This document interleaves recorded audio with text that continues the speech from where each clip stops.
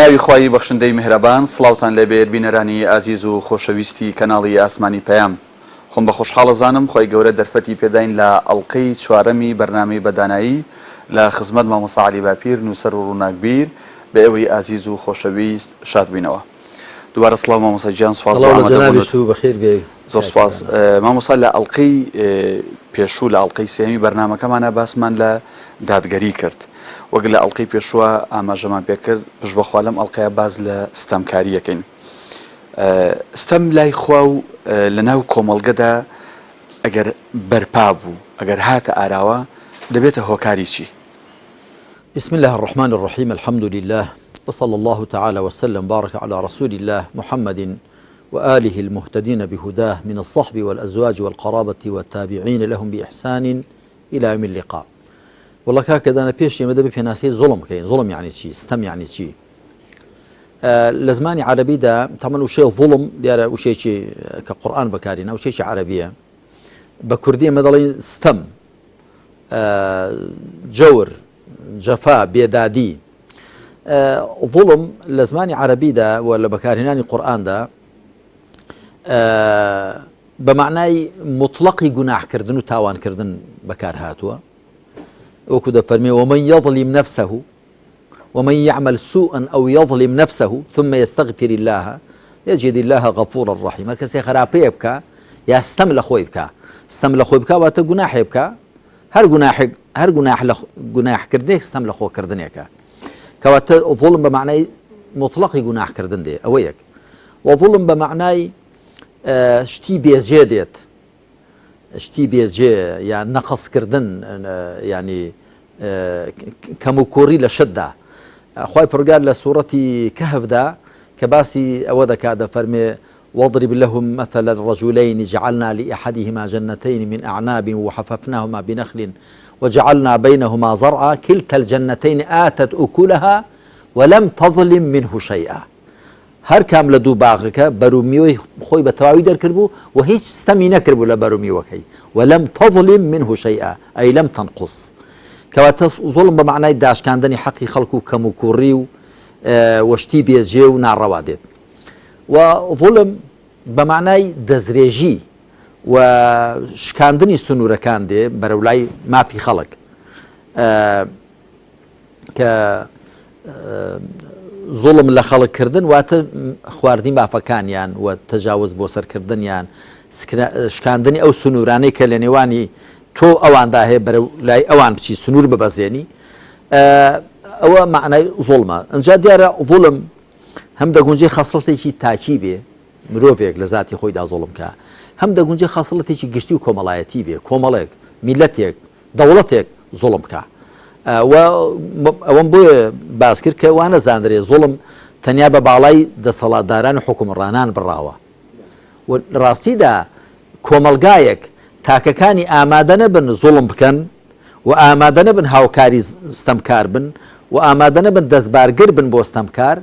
وآمادنا بن مل بو استنبدن هيج حكمران ناتوان استميان ليبكا وكو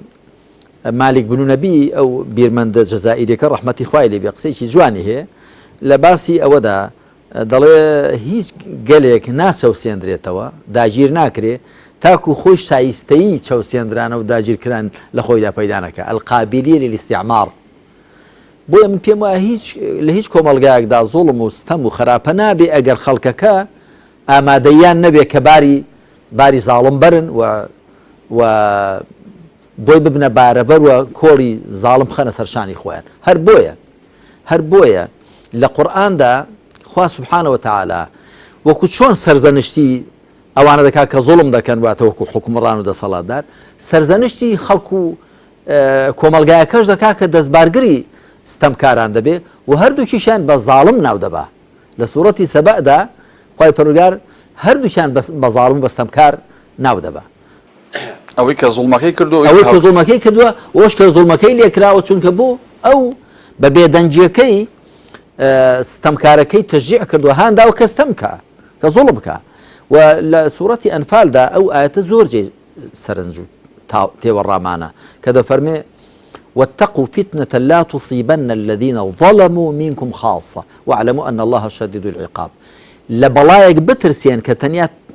بتايبت توشي استمكار كانتان نابي وبزان كأخوات تولو سزاي تندا واتتولو سزاي خوا كرودا كاتا كومالغايك تنيا أو طبقي كظلم يعني كدو ناقريتوا بل كواني كاش داقريتوا كدو تاني تروشي بيكوا دس بوشي چونك خو هیچ فرعونێک لە خۆڕە ناڵێ من پەروەردگارم و پەرستراوم هەتا خەڵکێک نەبێ ئەهلیەتی ئەوەی هەبێ کە پەروەردگارەتی و پەرستراوەتیان بەسەردا بکە هەتا خەڵکێک نەبێ کە ئامادە بن چەپڵەی بۆ لێدەن و بارەکەڵای بۆ بکێشن و بیپەرستن جا ئەوجا دەڵێم من پەرستراوتان کەواتە ئەگەر ئێستا هەمومان کۆکین لەسەرەوەی کە بە جۆرە لە جۆرەکان ئێستا زوڵم هەیە لە هەرێمی کوردستان کەواتە خەڵکی هەرێمی کوردستان ئامادەییان هەیە ئەم زوڵمەیان لێ بکرێ و گومانی تێدا نیە خۆ لە ماوەی 25 ساڵی ڕابردوودا لە ماوە شەرەگە سەدەی ڕابردوودا ئەم واقعە کە بووە ئەوەی ئێستا دەرهاویشتەی ئەوەی پێشەیە ئەڵبەتە یعنی ئەو پێشەکیانەی کە بوون ئەم دەرەنجامەی ئێستان لێکەوتوێتەوە ئەمە ئەوە حەقیقەتە تاڵە ئەگەر دانی پێدانێنین خۆمان دەخەڵەتێنین ئەوەی ئێستا جا هەندێک دەڵێن وڵا ئەوە لە بەرەوەی بەغدا بوو جێی بڕی ئەوە لە بەرەوەی شەڕی داعش بوو ئەوە لە بەرەوەی نەوت نرخی داشکە ئەسڵ ئەساسی نییە جا خۆ پێتوان نرخی نەوت هەر لێرە داشکاوە بۆ شەڕی داعش بۆ هەر لێرە بووە یعنی ئەو قسانە هیچ نین ئەوە لە ڕاستیدا هەمووی خۆپەڕانەوەی و خۆڵکردنە چاوی خەڵکە نا گرفتی ئێمە نەبوونی دادگەریە گرفتی ئێمە نەبوونی دامەزراوەکانە گرفتی ئێمە قۆرخکاریە گرفتی ئێمە دەست بەسەر مقدرات و مڵک و ماڵی ئەم وڵاتەدا گرتنە لەلایەنی چەند کەسێکی کەمەوە لەلایەنی چەند کەسێکی متەنەفیز و خاوەندە سەڵات و وە کەسانێکی مشەخۆریش کە لە خۆیان کۆ کردوونەوە لە پەناخواندا کردویان ملیالێر بۆیە پرسیارەکەت کەواتە زوڵم لای خوا و لای کۆمەڵگەش هۆکاری چییە بێت چی دروستەکات بۆی لە بیرم نەچێ بڵێ وەڵامی پرسیارەکەت لە ئەنجامی زوڵمدا جارێ خوا سبحانه وتعالى ئەمە نەمبینیوە زۆر بەکەمی خوای پەروەردگار نەفرینی کردووە بەڵام نەفرینی کردووە لە زاڵمان ئەلا لعنة الله على الظالمين ئەلا ئەدات التەنبیه ئاگادار بن یا وەکو لە کوردای دەڵێ ئەها نەفرینی خوا لە ستەمکاران یعنی ئاگادار بنەوە شتێکە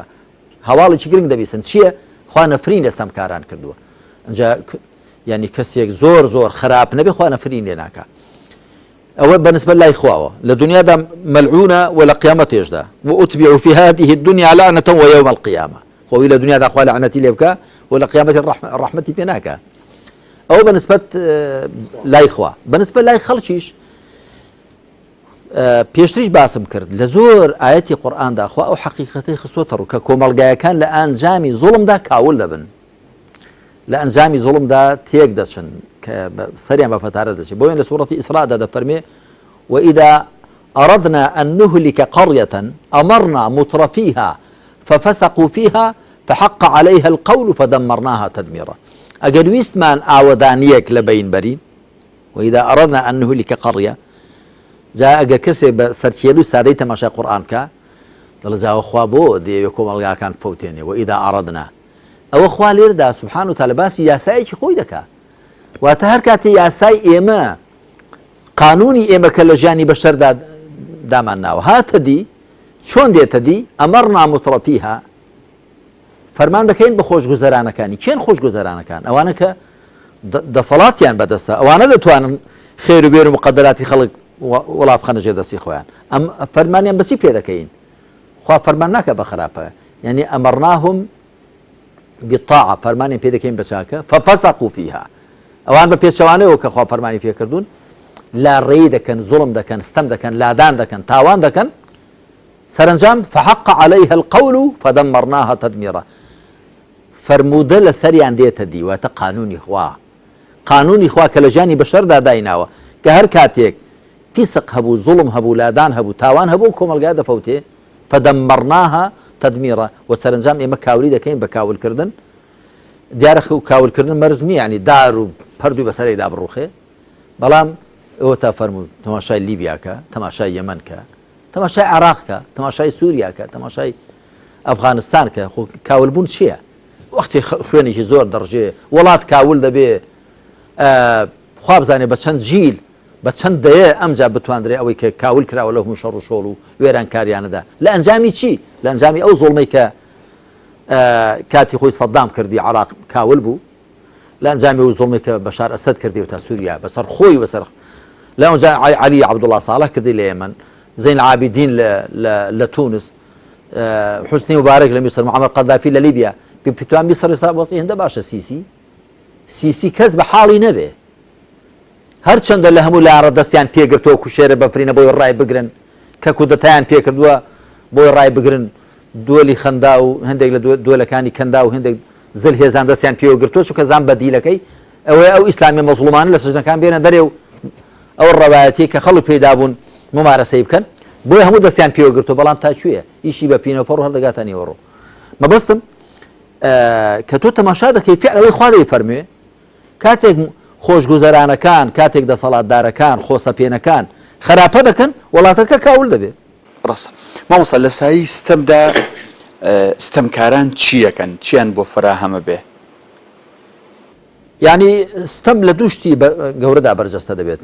ینی لە زۆر شتدا بەڵام دووشتی سەرەکی یەکەم قۆرەکردنی دەسەڵاتی سیاسی دووهەم قۆرەکردنی ناز و نیعمەت و لایەنی ئابووری هەر بۆیە خوا سبحانه وتعالى دوو ناونیشانی داناوە بۆ دوژمنانی پێغەمبەران عەلەیهم الصەلاة وەسەلام المستەکبیرین ینی خۆ بەزلگران واتە خۆ لە ئاستی خەڵک بەزلتر دەگرن ئێمە ژیاین ئەمە دەبێت لە سەرێ بین تۆ دەبێت لە خوارێ بی ئەمن دەبێت سەردەست بمە تۆ دەبێت بندەست بی دژێردەست بی ئەمن دەبێت ئاغا بمە تۆ دەبێت نۆکەر بی مستەکبیرین ئەوانەی ئەو هەوایان لە کەلەدا کە جیان لە خەڵک مستەکبیرین ئەوانە کە دەسەڵاتی سیاسی بۆ خۆیان قۆرغ دەکەن و خەڵک بە چاوی کۆیلە و خزمەتکار و بندەست و ئەوانە تەماشا دەکەن ئەوە یەک و ئەوی دیکە مترەفین خۆشگوزەرانان مسریفین زێدە ڕۆیکەران بەڵگە لەسەر ئەوە کە ئەو دوو ناونیشانە ئێوەکو بڵێ دوو ناونیشانی گشتی ستەمکارانن و ئەوانن کە بوونەتە لەمپەری ڕێی پێغەمبەران عەلەیهم الصەلاة وەسەلام ئەوەیە کە خوا سبحانه وتعالى لە قورئاندا زۆر وشەی ئیستیکبار و مستەکبیرین و متەکەبیرین بۆ ئەوانە بەکاردێنێت بۆ وێنە لە بەسەرهاتی لە سوورەتی عەراف لە بەسەرهاتی شوعەیب لەگەڵ گەلەکەی مەدیەندا دەفەرمێ قال الملأ الذين استكبروا من قومه لنخرجنك يا شعيب والذين آمنوا معك من قريتنا أو لتعودن في ملتنا قال أولو كنا كارهين قال الملأ الذين استكبروا من قومه دەستڕۆیشتوانێکی کە خۆیان بەزل لەگرت لەگەلەکەی گوتیان ئەی شوعەیب خۆت و ئەوانەی ئیمانیان بە تۆ هێناوە دەرد دەکەین لە ئاوەدانی خۆمان یا دەگەڕێنەوە سەر ڕێبازی ئێمە ئەوە لەوێ بەو شێوەیە ئەمجا دەربارەی مترەفین و خۆشگوزەرانان لە سوورەتی سەبەدا دەفەرمێ وما أرسلنا في قرية من نبي إلا قال مترفوها إنا بما أرسلتم به كافرون هیچ پێغەمبەرێکمان لە هیچ ئاوەدانیەکدا نەناردووە هیچ پێغەمبەرێک لە هیچ ئاوەدانیەکدا مەگەر خۆشگوزەرانەکانی گوتویانە ئێمە بەوەی ئێوە پێڕەوانکراون بێ بڕواین هەمیشە چینی خۆشگوزەرانی حرامخۆر خۆشگوزەران واتە ئەوانەی کە شەپوگوپ لێ دەدەن لەسەر حیسابی خەڵکی ڕەشوڕوت ئەوانەی کە لە مشەخۆرن لە پەنای چینە سیاسیەکەدا چینە خۆسەپێنەکەدا ئەوان دەسەڵاتی سیاسیان قۆرغ کردووە ئەوانیش دەسەڵاتی ئابووری قۆرغ دەکەن بۆیە من لە زۆر لە کتێبەکانی خۆم نەباسی ئەو سیانەم کردووە فرعون ڕەمزی ئیستیبداد و دەسەڵاتی قۆرغکردنی دەسەڵاتی سیاسیە قارون ڕەمزی چەوسانەوەی ئابووریە هامانیش ڕەمزی چاواشەکاری یعلامی و ڕاگەیاندنە ئەو سێ کوچکە شومە ئەو سێ کوچکەیە ینی قۆرغکردنی دەسەڵاتی سیاسی قۆرغکردنی ئابووری و قۆرغکردنی ڕاگەیاندن بۆ چاواشەکردنی خەڵک هەمیشە بەدەستی نێرانی پێغەمبەرانەوە بوون عەلەیهم الصەلاة وەسەلام پێغەمبەران و عەلەیهم الصەلاة وەسەلام شوێنکەوتوانیشیان چیان بەدەستەوە بووە بەدەستی خاڵی تەرکیزیان لەسەر هۆشیارکردنەوەی عەقڵی خەڵک بێدارکردنەوەی دڵی خەڵک نایەرەکانیان جەختیان لە چی کردوتەوە تەرکیزیان لەسەر چی بووە لەسەر خاڵە بێهێزەکانی مرۆڤ لەسەر ترساندنی خەڵک بە دەسەڵاتی سیاسی، تەماعوبەرنانی خەڵک بەهۆی قۆرەخکردنی لانی ئابووری، چاواشەکردنی خەڵک بەهۆی دەست بە سەداگرتنی ڕاگەیاندن. پێغەمبەرانیش عەلەیهیمو سەڵات وەسەلام تەرکیزیان لەسەر دوو خاڵە بەهێزەکەی مرۆڤ بووە کە مرۆڤ بەو دوانەوە مرۆڤە، عەقڵ لەگەڵ دڵ. وەکو مەحوی دەڵێ سەر کە هۆشێکی نەبێ زڕکە تاڵم بۆ چییە، دڵ کە جۆشێکی نەبێ شوشەی بە تاڵم بۆ چییە. ئینسان بە عەقڵ و دڵ مرۆڤە. پێغەمبەران عەلەیهیمو سەڵات وەسەلام تەرکیزیان لەسەرەوە بە خەڵک هۆشیار بێ و دڵیشی بێدار بێ. ئەگەر خەڵک هۆشیار بوو دنیای وەکو خۆی بینی و دڵیشی بێدار بوو، دڵی بەخواوە پەیوەست بوو، ئەو کاتە مل کەس ناکە بۆ و باری ستەمکاران نابە و بەخۆی ڕەوا نابینێ کە بێزگە لەخوا ئەو سەری بۆ خۆی دادەنەوێنێ بۆ کەسی دیکەی دابنێ. بەڵام مامۆستا وەک لە ئەڵقەی پێشووشە لە دادگەریە ئاماژەیەکت پێکە حەزەکەم لێرە بە ڕوونتر قسەی لەسەر بکەی. خی گەورە زۆر جار لە قورئانە ڕێی داوە بەوەی کە چێ باوەڕ ڕێهێنێ چێ باوەڕ ناهێنێ، بەڵام هەرگیز ڕێی نەداوە بە زوڵم و ستەمکاری. بۆ لەبەر ئەوە کە لە ئەنجامی ستەمدا کۆمەلگا تێک دەچێت، خەڵک بە کوفر و ئیمان و پێکەوە دەژی، بەڵام بە زاڵم و مەزڵوم پێکەوە ناژین. زاڵم نایڵێ مەزڵوم ژیانی بێت، مەزڵوم لە بین دەبات دەپڵی شوێنێتەوە، نابودی دەکات، بەڵام بە کافر و مسلمان دەتوان پێکەوە بژین. بۆیە لە سوورەتی کەهف ئایەتی ژمارە 29دا دەفەرمێ وقل الحق من ربكم فمن شاء فليؤمن ومن شاء فليكفر. بڵێ حەق لە پەروەردگارتانە، چێ ئیمان پێی خۆشە با ئیمان بێنێ، چێ حەزەکە با بێبڕوا بێ. بۆ چونکە بە کوفر و ئیمان خەڵک پێکەوە دەژین، بەڵگەشمان ئەوەی کۆمەلگانەی بەشەرە. ئەوە یەک. بەڵام ئایا لە هەموو قورئاندا ئاەتێکێ بەفەرمێ فمن شاء فليظلم ومن شاء فليعدل؟ شتیوان نییە. هەمیشە زوڵم مەمنوعە، ڕێ نەدراوە. بۆ چونکە بە زوڵم کۆمەلگا تێک دەچێت، شێرازی کۆمەلگا تێک دەچێت. زوڵم کە بریتێ لە دەستدرێژیکردن بۆ سەر ئەوانی دیکە، بەڵام کوفر بریتێن لە دەستدرێژی بۆ سەر ئەوانی دیکە. ئەسڵان خوای پەروەردگار ئینسانی لەم سەرزەوێ داناوە تاقی بکاتەوە. جا چۆن تاقی دەکرێتەوە گەر ڕێی نەبێ، ئەگەر ڕێی نەبێ داخوا بڕوا بەخوا دێنیانیانێ بەنداتی بۆ خوا دەکایە نایکات، چاکە دەکەیان خراپە دەکە بۆ خۆی سەرپشکە دەستی کراوەیە. بەڵام ئایا ڕێی پێدراوە دەستدرێژی بکاتە سەر ئەوانی دیکە نەخێر، چونکە بۆ ژیان تێک دەچێت. هەمیشە بە زوڵم شیرازەی کۆمەلگا تێک دەچێت، هاوسەنگی کۆمەلگا تێک دەچێت. هەر بۆیە زانانی ئیسلام بنچینەیەکی چەند جوانیان داناوە، وتویانە قەد یەدوم الملک مع الكفر ولا يدوم مع الظلم. حکمڕانی لەگەڵ کوفردا بەردەوام دەبێ، بەڵام لەگەڵ زوڵمدا بەردەوام نابێ. ئەوە هەموو کافرستانە، وڵاتانی ئەوروپا، ڕۆژهەڵات، ڕۆژئاوا کافرستان و بەردەوامیشن. ئەوە شەر وڵاتی مسلمان نشین هەموو ڕۆژ ئینقیلاب دەکرێ و کابرا هەڵدەجێڕنەوە هەڵی دەجێڕنەوە لە کورسەکە دێ نەخوارێ و ینی بەزم و ڕزم و خوێڕژێکی زۆر لە ئەنجامی زوڵمدا. عولەمای ئیسلام جوانیان گوتووە مڵک و دەسەڵات و حکومڕانی بە کوفرەوە بەردەوام دەبێت، بەڵام بە زوڵم و بەردەوام نابێت. هەر بۆیە زوڵم هیچ بوارێکی تێدا نیە لە ئیسلامدا، چ زوڵمی شەخسی، چ زوڵمی دەستە جەمعی، چ زوڵم لەلایەن دەسەڵات و حکومڕانەوە کە ئەوە دیارە زەڕی زیاترە بۆ هەموو لایەک، چ زوڵمێک کە کەسێک زوڵم لە خۆی دەکا ئەو دیارە هەر بۆ زیانەکەی بۆ خۆی تێوە شەر مەمنوعە. بەڵام ئەوەی کە زوڵم دەکا و میلەت و کۆمەلگایەک لەگەڵی باش دەدا ئەوە دەبێت زۆرمان ئاگا لەبێ و بە هەمومان دژی بوەستین. بەڵگەر ئەو زوڵم کە هەمومان ویستمەوە بپرسم لە ئەوەڵی بەرنامەکە لە پێناسی زوڵما فەرموود لە بوارە عیبادە هەر تاوانێک خۆی زوڵمە. جیاوازی چیە لە نێوان ئەوەی کە تاکێک خۆی زوڵم لە خۆی بکانی، زوڵمەکە لە نێوان خۆی و خۆی پەروەردگارە بێ، لەگەڵ ئەوەی کە ئەم تاکە زوڵم لە تاکەکەی ینی هاوسێ بکە، یان دەستەیەک لە دەستەیەکی تر، یان حکومڕانەکان لە میلەتەکەی خۆیان. جیاوازی چییە؟ جیاوازی تەمان خۆی زوڵم هەمووی هەر گوناحە، هەمووی هەر تاوانەوە، هەمووی هەر سزای لەسەرە. بەڵام وەختێک کەسێک زوڵم لە خۆی دەکا وەگوڵی خۆی باژەکەی خۆی دەدا و خۆی پەروەردگار تەوان زوڵم لێرەدا بە مانای گوناح و تاوان بە واتایە، نەک بە واتایە کە گوتم زوڵم هەموو شێوەکانی دەبێت ڕێی لێ بگیرێ، واتە هەموو شێوەکانی کە پەیوەندیان بە خەڵکەوە هەبێ. ئەگەر لە کەسێک لە ذاتی خۆیدا کە زوڵم لە خۆی دەکا ئەوە خۆی پەروەردگار ڕێگەی داوە، یعنی پێی ناخۆشە، قەدەغەی کردووە، حرامی کردووە. خۆ گەورەتریش زوڵم شیرکە، ئین الشرک لظلم عظیم. کوفر زوڵمە والکافرون هم الظالمون. گەورەترین زوڵم کە ئینسان لە خۆی دەکا بریتێ لە شیرک، بریتێ لە کوفر، نیفاق. بەڵام خۆی پەروەردگار بۆیە بواری داوە لەبەرەوەوانە بێ مرۆڤ تاقی ناکرێتەوە. ئەمما وەختێک کە زوڵم لێوی دیکە دەکرێ، جارێ ئەتۆ خۆتت بەدەستە و ممارسەکردنی ئازادی خۆت ممارسەکردنی ئیرادەی ئازادانەی خۆت پەچی لەسەر نەکەوت و زۆڵمە خەڵکی دیکە بکەیت بەڵام بۆ خۆت دیارە دەبێ مەجالت هەبێت کە بڕوا بەخوا دێنی یا بڕای پێنانی ئەو شتەی کە خوا بە چاشی دەنا ئەنجامی دەدەی یا ئەنجامی نادەی بەڵام کە لە خۆت لە بازنەی خۆت دەچێتە دەر دەچێت بۆ ئەوانی دیکە دەبێ ئازادی تۆ لەو شوێنە کۆتایی دێکە ئازادی خەڵکی دیکە دەست پێ دەکا بۆیە دەبێت لەوێ بوەسی و بۆیە دەسەڵاتی ئیسلامی لەوێدا تەدەخل دەکا دەسەڵاتی ئیسلامی لەو شوێنە دێتە نێو کە تۆ دەتەوێت یا کەسێک دەوێت بپەڕێتەوە لە بەری خۆی بۆ بەری خەڵکی دیکە و سنوورەکان ببەزێن کابێ ئەو ستەم و زوڵمەی کە بۆ سەر سنووری تاکەکانی دەور و بەر و بەرامبەرە ئاسەوارەکانی زیاترە بۆیە ئەبێ ڕێی لێ بژیرێ وەکو عەرزم کردی خۆی ئەسڵان کە گەورەترین زوڵم تەبەن لە دوای شیرک و کوفر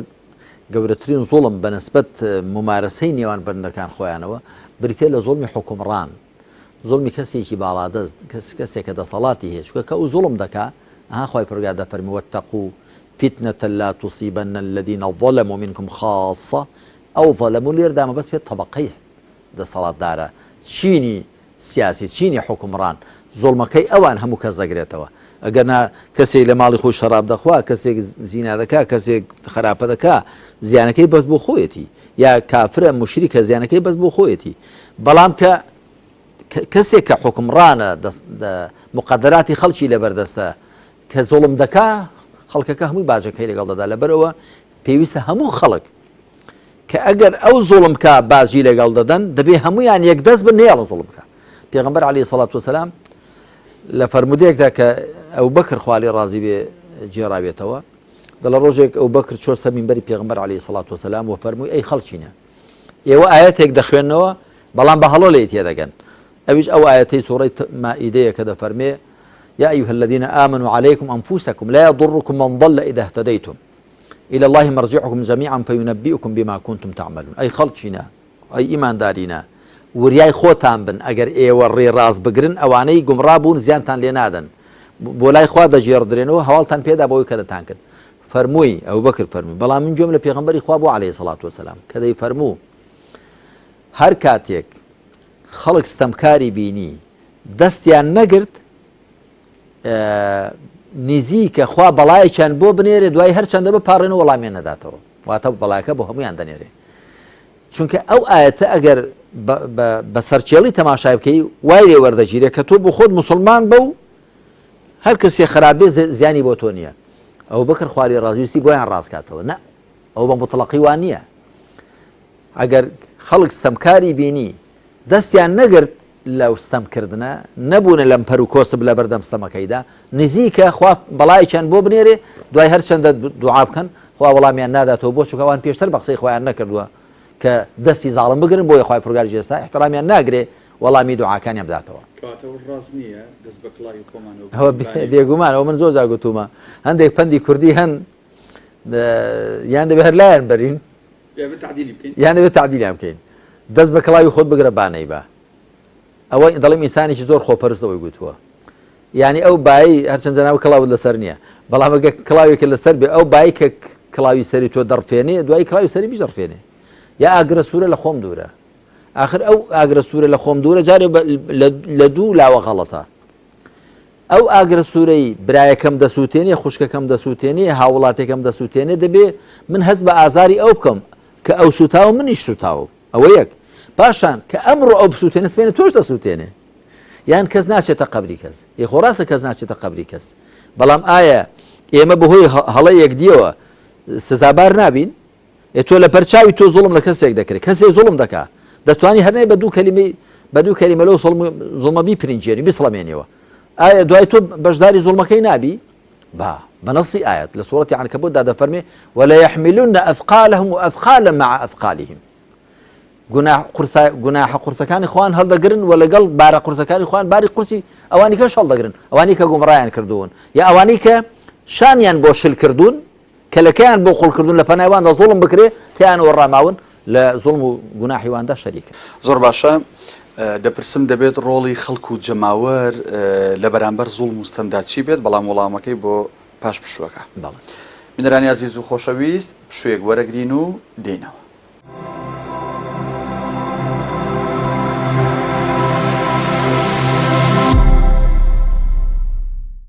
دووبارە سڵاو بینەرانی عزیز و خۆشەویست. مامۆستا پێش پشوەکە لێم پرسید دەبێت خەڵک و جەماوەر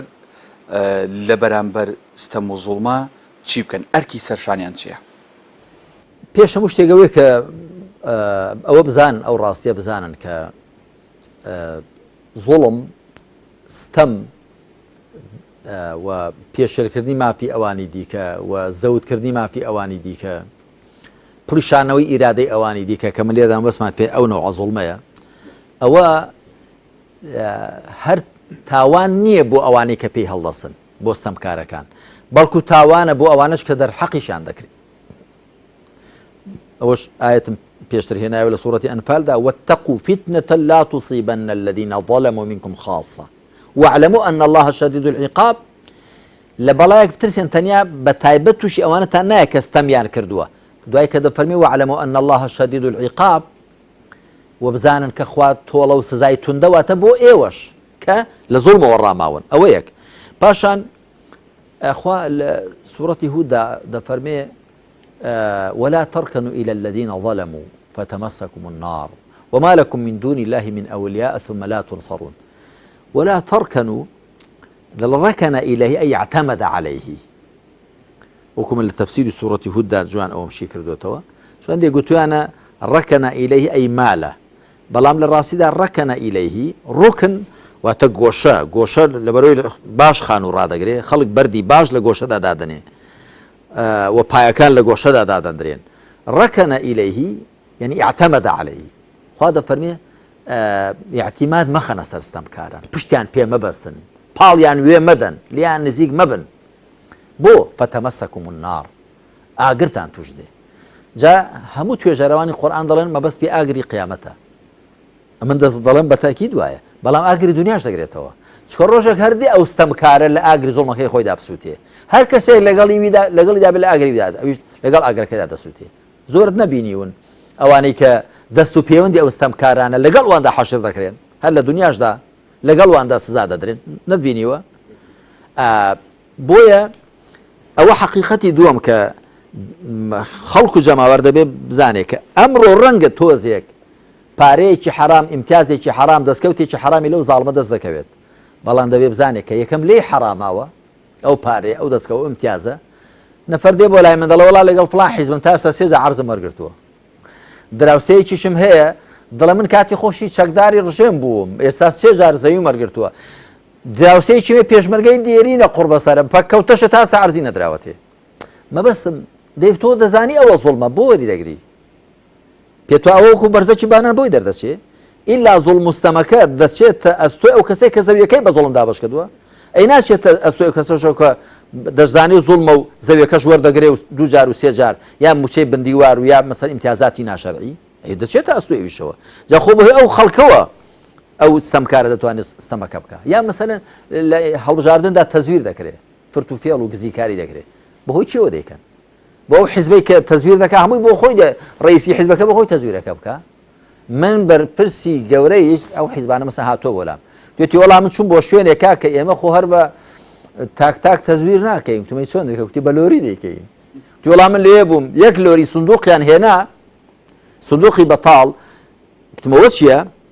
هیچ گەڕێکێکە وتیان هیچ گەڕێکێکینە تۆ حەق نەبێتی دوایی تەقیقم وتیانەوە هەموو سندوقی بەتاڵ وتیان تازە پڕی دەکەنەوە. ئەو سندوقانی پڕمان کرد هەمویان لابردن سەرژمێریان کرد هەر گەڕەکە چەند و چۆن و ئەوانە بەو پێ پڕیکەنەوە و ئەوانێکیان هەموو لەبەین بکتێمە بە لۆری تەزویر دەکەین. دەی باشە تۆ بە لۆری تەزویر دەکەی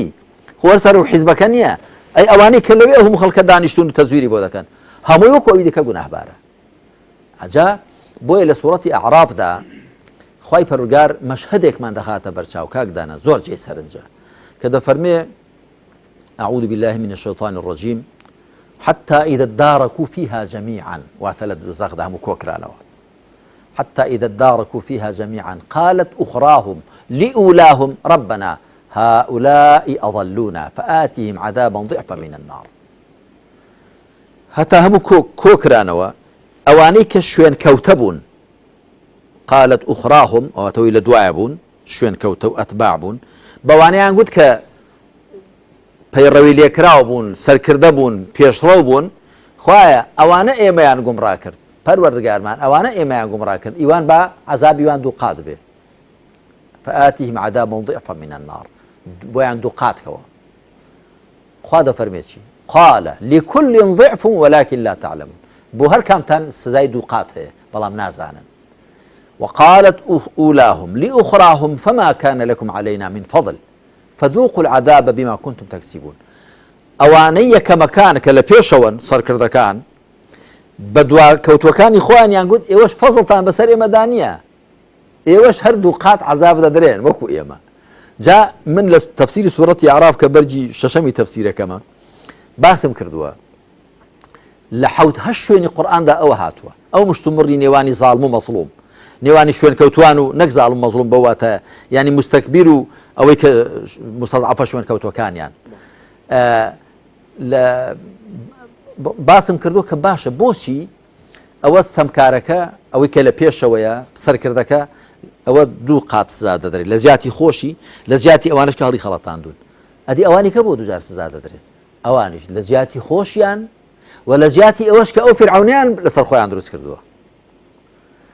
تۆ کەست دیوە لە وشکانی مەلە بکە دەبێ ئاو هەیە بەجاوجە مەلە دەکرێت هیچ فرعونە نەیگوت تۆ پەروەردگارتانم تا خەڵکێک نەبوو بێ بارەکەڵای بە بچێشە چەپڵی بۆ لێدا بڵێ قوربان تەواو جەنابەت عاسمان کونی تێبە تۆ هاتوویە خوارێ تۆ خۆت و بنەواڵەکەت و خۆت و خزمەکانت ئەوە ئێوە نەوعێکی دیکەن جەنابەت هەرچی بڵێ وایە قسەی تۆ وەکو ئایەت وایە و فەرمانی جەنابەت نابێت ڕەت بکرێتەوە تۆ بەرز و پیرۆزی و کە پیان هەڵاگوتووە گوێ لێ نەبوو کاتی خۆت چۆنیان بە سەدامی هەڵا دەگوت زێڕە غالی سەدام غالی بە عەرەبی و بە کوردی و بە تورکمانی و دوایی هەندێک لەو عاض و سەلاطین لەو مەلە ماستاوچیانەی کە لە دەوری دەسەڵاتداران کۆ دەبنەوە عالمانە بەناو عالمانە نەوەتونۆ ناوایان بۆ سەدامی دانابوو منەو کاتە لە پەیمانگای ئیسلامی بووم لە پۆلی چواری ئامادەی 5 نەوەتونۆ سیفەتیان بۆ سەدام ڕێک وەکو ئەسماء الله حوسنا ئەجا خۆ سەدام دەڵێ مادام نەوەتونەنەوە بیدارە خۆ من خۆم دیارە بە خۆم نەزانیوە حەقیقەت دەوروبەری خراپ فرعون پەیدا دەکا دەوروبەری خراپ وا لە خەڵک دەکا وا لەو دەسەڵاتدارە دەکا هەوای بچێتە کەللەی ڕێدارم پەروەردگار و پەرستراوە ئەگەر ناگەر خەڵک بڵێ بە تۆ ڕاوەستێ تۆش بە شەریکی وەکو ئێمە ڕاوەست لە خەتی خۆت بوەستە کابرا هۆشیار دەبێتەوە بەڵام هەمووی هەر چەپڵی بۆ لێداوە هەمووی هەر بەڵێ قوربانی بۆ بکەوە هەمووی هەر هوتافی بۆ بچێشێ لە خۆی بای دەبێت کەواتە ئەو هوتاف چێش و چەپڵە لێدەر و ماستاوچیانە جێی خۆیەتی وەکو وان حسابیان بۆ بکرێ بۆیە خوا دەفەرمێ لكل ضعف ولكن لا تعلمون بۆ هەر کامتان دوو قات عەزاب هەیە بەڵام یاخود چەند قات هەندێک دەڵێن ضعف یعنی چەند قات بەڵام نازانن بەڵێ زۆر باشە مامۆستا کەواتە کۆمەڵگەیەک جورئەت نەکا بە ستەمکارێک بڵێ تۆ ستەمەکەیت ئیتر بۆستە چی لێ چاوەڕێیەکرێ هەم لای خۆی پەروەردگار تووشی چێبێ هەم لە کۆمەڵگەکە بەرەو شوێچە یعنی وەکو چۆن ڕاوەستان لە بەرامبەری ستەمدا پێغەمبەری خوا عەلەیهی سەڵات وەسەلام بە گوتنی قسەی حەق و قسەی دادگەرانە لە بەرامبەر حکمڕانێکی ستەمکاردا بە گەورەترین جیهادی داناوە ئەفضل الجیهاد كلمة حق عند سلطان جائر كلمة عدل عند سلطان جائر هەردوو ڕیواتەکە هاتووە وەکو چۆن پێغەمبەر عەلەیهی سەڵات وسەلام کەسێک بە پێچەوانەی ئەوەی کە ئەوانی دانیوی خەڵک بخەسێن و خەڵک ڕام و دەستەمە بکەن بۆ حکمڕانانی ستەمکار کە دەڵێن خۆ پێشاندان حرامە و ڕەخنەگرتن حرامە و تووڕەبوون حرامە و مانگرتن حرامە و دی چی تەسلیمبوون حەڵاڵە بۆ پێشەوایانی ئێمە سەلەفی ساڵحی ئێمە کەنجی تەسلیمی دەسەڵاتداران بوون ئەدی ئەوە سەعیدی کوڕی جوبەیر نییە حەجاجی کوڕی سفەی سەقەفی دەیکوژێ ئەدی ئەوە هەموو ئیمامان و پێشەوانی ئێمە نین یا زیندانی کراون وەکو ئەبوو حەنیفە وەکو ئەحمەد وەکو شافعی دەرکراون دەست بەسەر کراون وەکو حەسەنی بەسری خۆی شاردوێتەوە ئیبن سیرین نازانم من حوتەیت و زەیات ئێمە عالمێکمان نییە عالمێکی ڕەسەن بوو بێ و سەلامەت ببێ لە دەستی ئەو ستەمکارانەی سەردەمی خۆی کە حکمیشان بە شەریعەت کردووە بەگشتی بەڵام جاجار لادان و ستەمیان هەبووە ئەدی ئەگەر کەسێک هەر اعتراف بە شەریعەت نەکا ئەمجا بڵێ وەڵا نابێ لە گۆڵ کاڵسری پێ بڵێ نابێ ڕەخنەشی لێ بگری نابێ تووڕەشی بکەی ئەوە بەڕاستی ئەوە دینی فیرعەونەکانە و چ علاقەی بە دینی خواوە نییە و هیچ پەیوەندیشی بە ڕێبازی پێغەمبەرانەوە نییە هیچ پەیوەندیشی بە ڕێبازی پێشینی چاک و پێشەوانی ئێمەوە نییە پێشەوانی ئێمە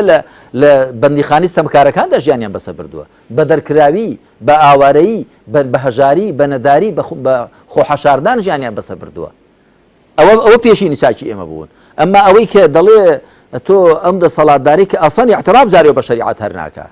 علمانیەتی تەبەنی کردو سیکۆلاریزم واتە اعتراف بە دینی خوا ناکە اعتراف بۆ ناکە کە خوا تەدەخڵ بکات لە ژیانی بەشەردا ئەمجا تۆ بڵێ نابێ شتێکی پێ بڵێ کە لە دڵی گران بێ ئەوە بەڕاستی فیکرەی فرعونایەتی لە پشت ئەو فیکرەوە هەیە یعنی مەرجعیەتێکی فرعونایەتی لە پشت ئەو فیکرەوە هەیە کە ئەوە بێگومان تەرسیخی حکمی ستەمکارانە دەکا و خەڵک ئیخفاڵ دەکا و خەڵک ڕام و دەستەمۆ دەکا خەڵک کەوی دەکا بۆ ئەو دەسەڵاتدار ناشەریانە جا ئەگەر ڕاوەستان لە بەرامبەری ستەمدا هێندە شتێکی گەورە بێ کە پێغمبەر عەلەیهی سەڵات وسەلام کەسێک کە دەکوژرێ لە کاتێکدا کە ئەمر و نەهی دەکا لە بەرامبەر حکمڕانێکی ستەمکاردا سيد الشهداء حمزة ورجل قام إلى إمام جائر فأمره ونهاه فقتله في ذات الله لقل حمزة إمامي دي خات الترازوية أجر أو جور أو سيد الشهداء بيتو أو دي كش قسكي باشترين قسبيتو جورترين جهاد به كاتب به هالوستي لبرامبر سمكاران ده لبرامبر ظلم مستمدا لبرامبر غدر وخراب ده بتأكيد يعني جورترين جناحة چونکە ڕاست پێچەوانەی یەکدین ئەگەر تۆ لە بەرامبەر ستەمکاردا بوەستی ئەگەر بکوژرێگە باشترین شەهید بی و ئەگەر قسەکەت باشترین قسە و باشترین ژیاد بێ کەواتە دیارە بێ هەڵوێستێکەش خراپترین گوناح و خراپترین هەڵوێستە زۆر باشە ئەگەر دیسانەوە بێنەوە سەر واقعی هەرێمی کوردستان وەکو جەنابەت هەمیشە بیری بینەرانی یەخەمەوە کە لەسەر بارودۆخی هەرێم ئێمە قساکەین کۆمەڵگەی ئێمە زوڵم و ستەم سەغڵەت و بێزاری کردو بەڕاست وڵا بێگومان ینی ئەلبەتە دەستگونجێ هەندێک کەسی ژێسا پەتی تەحملی نەپشڕابێ و لەسەریەوە نەڕژابێ بەڵام من پێم وایە کە ڕۆژ بە ڕۆژ خەڵک زیاتر بێزار دەبێ تووڕە دەبێ ناڕەحەت دەبێ و لەوانی هەندێک کەس زۆرێک لە سەرمایە و دەسمایەکیان مابێت هی کاتی کە هەبوو بوون دەستیان پێوەگر بێت و سەرف و خەرجی کەن چکە من ئاگادارم من زۆر خەڵک دێ بۆ لام کرێکار دێ جوتیار دێ کاسبکار دێ دوکاندار دێ کارمەند دێ مامۆستا دێ خەڵک زۆر دێ خەڵک زۆر بێزارە خەڵک زۆر ناچارە و خەڵک ڕۆژ بە ڕۆژێ بەرەو ناومیدی دەچێت من یەک شت دەڵێم بۆ بڕیار بەدەستانی ئەم وڵاتە بۆ چینی سیاسی بەگشتی و بڕیار بەدەستان بە تایبەتی و بۆ ئەوانەی کە خۆیان بە بەرپرسیازان لە وڵاتە و تا لە ماوەی چارەگە سەدەی ڕابردوودا مقدراتی ئەم وڵات و خەڵکیان بەدەستەوە بوو ئەوە دەڵێم وریابن ناومێدکردنی خەڵک و جەماوە زۆر خەتەرە وریابن خەڵک ناومێد نەبێت ناومێدی هەموو شتێک بە ئینسان دەکات شاعیرێکی فارس دەڵێت وەقتی زەرورەت چون نەمانەت گوریز دەست بگیرێت سەری شمشیری تیز لە کاتی ناچاریدا کە ڕێی هەڵاتنێ نەما خەڵک دەست بە نوچی شمشیری تیژەوە دەگرێ یعنی دەبێ وریابین جا دەگەڵ قسێکی دڵسۆزانەشمان کرد نەڵەوە خەڵکمان لێهان دەدەنێ وەڵام کەس هان نادەم بەس دەڵێم خەڵک ناومێدکردن خەڵک گەیاندنە بنبەست زۆر خەتەرە کاتی خۆی من زۆر جار گوتومە لە سەرەتای ڕاپەڕینی جەماوەری بەهاری 91ەوە وەزع زۆر ناڕەحەت بوو بە تایبەتی لە 92 زۆر ژیان و گوزەران سەخت بوو بەڵام بۆچی خەڵک خۆی ڕادەگرت بۆچی پش و درێژ بوو دووسێ هۆ هەبوون یەکەم بەرپرسەکانیان دەبینەوە کە خۆیان بوون بە زۆری ناوان نەچوو بوونە بورجی عازی و ڤیلا و بەگاڕان سایاران بەدوا خۆیان نەدابوو کۆمپانیای زەبەلاح و بە ملیار دۆلار و پارە خۆیان و حیزب و خزمیان ئاوا دەوڵەمەند نەکرد بوو ئاستی ژیانی بەرپرسەکان لە خەڵکەوە نزیک بوو یەک دوو خەڵک ئومێدی هەبوو ئومێدی هەبوو دەیگوت ئێمە تا ئێستا پەرلەمانمان نەبووە حکوومەتمان نەبووە قوارەی سەربەخۆی خۆمان نەبووە وەزعمان وایە ئەمە لەبەر دوای شاڕە پەرلەمانمان دەبێ و حکوومەتمان دەبێ و حکوومەتی خۆماڵیمان دەبێ و جا چاوە لێ وەزعمان چی لێ دێ ئەوە دوو سێ بەڕاستی زۆر قیەم و بەهای ڕوحی ئیمانی ئیسلامی لە دڵی خەڵکدا باشتر بوو ئەو تەوژمی علمانی و کارکردن لەسەر وردکردنی شخصیەتی ئینسانی کورد و کارکردن لەسەرەوەی کە مرۆڤی کورد تەنیا بیر لە پشتێن بەرەژێری بکاتەوە تەنیا غەریزەکانی ببینێت تەنیا خەریکی عیش و نۆش بێ ئەو حاڵەتە ڕووی نەدابوو کەواتە ئەو سێ جیاوازی هەبوون. ئێستا خەڵک بەرپرسەکان دەبینێ زۆر جیان خۆیان و حیزب و خزمیان زۆر جیان. یەک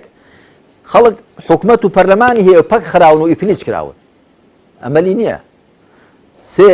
ئەو قیەمە ڕوحیانەش بەداخەوە من زۆر جار گوتومە تەوژمی عالمانی لەم هەرێمی کوردستانی ئێمەدا خۆیان لە خەڵک ستاند خوڕماشیان نەداونێ دینیان لێ ستاندون دنیاشیان بۆ دابین نەکردوون دنیاکە هەر بۆ خۆیان قۆڕخان کردووە دینیشان لە خەڵک ستاندون دینیشان لە بەرچاوی خەڵک خستووە. من لەو ڕۆژاندا لە ڕانی هۆڵی کۆڕێکم هەبوو بە ناوی قەیرانی گەنج و قەیرانی ڕوحی. حقیقت گەنجی ئێمە تەوان من ناڵم هەموو گەنجێکی کورد بەڵام ژمارەی زۆر لە گەنجەکانمان لە قەیرانی بێڕوحیدا سەراسیمە و سەرگەردانن. تەوژمی عەلمانی لەوە بەرپرسیارە. ئەو حاڵەتە مادیگەراییە لەم هەرێمی کوردستاندا لەوە بەرپرسیارەکە خەڵکیان وا لێ کردو تەنیا بیر لە گەدە و داوێن و گیرفانی بکاتەوە. کەواتە ئەرکی شەرعی نیشتیمان پەروەران هاوڵاتیان خەمخۆران دڵسۆزانی ئەم میلەتە بچی بێ بەرامبەر ئەم حاڵەتی ئێستا هەیە. وەڵاهی ئەرێکەوەیە کە ئێمە بگەڕێنەوە سەر قورئان گوێ بە قورئان بگرین نەگوەکو گەنجێک لەم حاڵی بوو ودی وڵای ئەم چەند ساڵە گوێ لە قورئان دەگرم واقعەکە شەرەوە خۆیت وەزانی بەدەڵێم عەبدولباست عەبدولسەمەد خەسەرێ گوێ لێ بگرە نا لە قورئان بفکرین گوێ لێ بگرین تێی بفکرین تێی بگەین قورئان چیمان پێ دەڵێ. قورئان حکایەتی بەرئاگردان نییە. كتاب أنزلناه إليك مبارك ليدبروا آياته وليتذكر أولو الألباب. قورآانی چی پڕپیت و پێزە نردومانە تەخوار تاکو لە ئاەتەکانی ورد بنەوە و پەندی لێ وەربگرن ئەخاوان عەقڵان لێ تێبگەن پەندی لێ وەربگرن. چارەسەر بەوە دەبێ ئێمە مادەم میلەتێکی مسڵمان دەبێ چاو بە ماڵی خۆماندا بجێڕین بزانین چیمان هەیە. ئێمە ئیسلامی خۆمان قورئان و سونەتی خۆمان پڕن لە ئامۆژگاری پڕن لە ڕێنمایی پڕن لە حەقی وا کە زۆر پێویستیمان پێیانە بۆ ڕاستکردنەوە پاکسازی و چاکسازی تێداکردنی ئەم واقیعە خوار و نالەبوار و هەمواری خۆ. بەڵام مامۆستا پێت وانە هەندێک بیر و قەناعەتی لار ئەم واقیعە لارەی هێناوەتە بەرەم؟ هیچ گومانی تێدا نییە. خۆ هەر چۆن ئینسان هەر تەسەڕوفێکی لار ڕیشەکەی تەسەوڕێکی لارە. ئینسان بیرکردنەوەی هەڵا لە عەقڵ و دڵیدا دەسەسپێ جامجا هەڵس و کەوتی هەڵی دەبێت لەوێ ڕاست بکرێتەوە. خۆ خوای پەروەردگار کە دەفەرمێ ئین الله لا یغەیر ما بقوم حتى یغەیروا ما بأنفسهم. خوا واقعی هیچ کۆمەڵگایەک ناگۆڕێ تاکو ئەوان خۆیان نەگۆڕن. جا خۆیان واقعی خۆیان سێ شت دەگرێتەوە ئەفکار مەشاعیر و هەستونەستەکان لەگەڵ ڕەفتار و سلوک و هەڵس و کەوتەکان. دەبێت ئێمە خۆمان بگۆڕین. لە ڕاستیدا واقعەکەمان ڕنگدانەوەی خۆمانە. ڕنگدانەوەی خۆمان ناڵێم ڕنگدانەوەی من و تۆ. ئەو بەرپرسەی کە پێی وایە دەبێ ئەو هەمە کارە بێت و خەڵک لە بەردەستی بێ حیزبەکەی ئەو دەبێش سەردەست بێت و خەڵکی دیکە دەبێت سوالکار بێ لە بەردەرگای عەشیرەتەکەی ئەو بنەماڵەکەی ئەو دەبێت سەردەست بێت و خەڵکی کە دەبێت لە خزمەتیدا بێ. ئەو عەقڵێتەکە ئەو کەسە لە کەللەیدا هەیە و دەوروبەرەکەی لە کەللەیدا هەیە ئەو واقعی پێڕەخساندووە کە ئەوە تا دەبینی بەو شێوەیە بەو شێوە وڵات ئیدارە دەکا و بەڕێوە دەبا. کەواتە ئەو عەقڵەتە دەبێ بگۆڕێ و هەروەها ئەو عەقڵەتەی کە خەڵکەکەی دی کە لێی سەلماندووە لەو جۆرە کەسانە دەسەلمێنێ کاکە جاخر ئەوان ژیان